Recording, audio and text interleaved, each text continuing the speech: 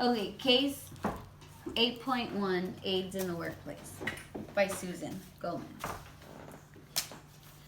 Okay, the facts of the case. Carla Lombard is the owner of Better Bagels with a total of 3 shops. Each branch includes a shop, a bakery, and a wholesale business that delivers to coffee shops and restaurants. Tom Walters is Carla's employee. Carla is considering promoting Tom. Frances is Tom's ex-wife. Frances told Carla Tom has AIDS. Because Better Bagels has 15 plus employees, Tom is protected by the American with Disabilities Act.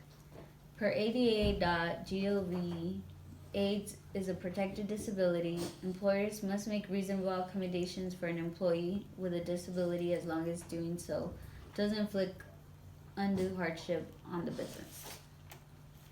Ethic issues involved.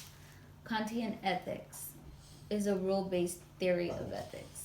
This means you always do what's right regardless of the consequence. You use reason and reason alone to determine what's right. Morality is a constant regardless of a person's religion or lack of thereof. You always do what's right regardless of your desires. There are never any exceptions or any excuse for violating moral issues. What is utilitarianism? It's a consequence-based theory of ethics. Consequence-based theories focus on results or consequences of our actions and treats intentions as irrelevant. Good consequences equals good actions. You choose the action that would produce the most overall happiness for the group, even if it produces less happiness for yourself. Applying each theory to the facts of the case on an individual level. Does Tom have a moral obligation to disclose his medical condition to Carla, and if so, at what point? From a Kantian point of view, he is not morally obligated to volunteer the information and disclose it because he is not harming anyone. However, if he was asked directly, he should not lie because he should always follow the rules from the moral book. Lying is wrong.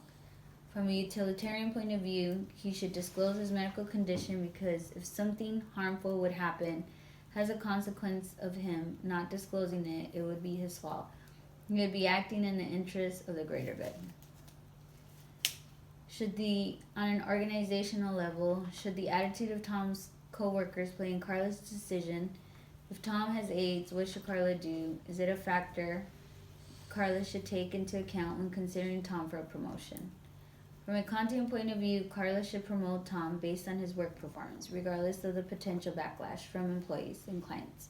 It is the right thing to do regardless of the consequence. From a utilitarian point of view, she has to consider what is best for everyone, including other employees and clients. She should not promote him because it could offend and make other employees and clients uncomfortable. On a societal level, Carla can experience prejudice against the business for continuing to employ Tom, knowing he has AIDS. This can mean losing customers and negative publicity from protesters protesting to fire Tom for having AIDS. Should Carla dismiss Tom? From a Kantian point of view, dismissing Tom would be wrong because Carla would be discriminating Tom for having AIDS. She may encounter customers boycotting her business and losing revenue, but morally the right thing to do is to keep him. From a utilitarian point of view, Carla should dismiss him in the interest of a greater good. This would avoid any boycotts and negative publicity from customers, which would all lead to losses of revenue with consequences negatively affecting her business and employees. Consequences of the actor's behavior. What are the alternatives for the characters in the case? For the company in the case study, Carla decided not to do anything. In the end, Tom's condition turned out to be multiple sclerosis, not AIDS. It was in Carla's favor not to act. Had she taken Frances' claim as truth and dismissed him, she would have been ethically wrong. Society. In the case study, customers spread rumors saying that people were staying away from the local Denny's because it was rumored one of his cooks was reported to have AIDS. An alternate reaction would have been for customers to educate themselves before forming ill-informed opinions or assumptions.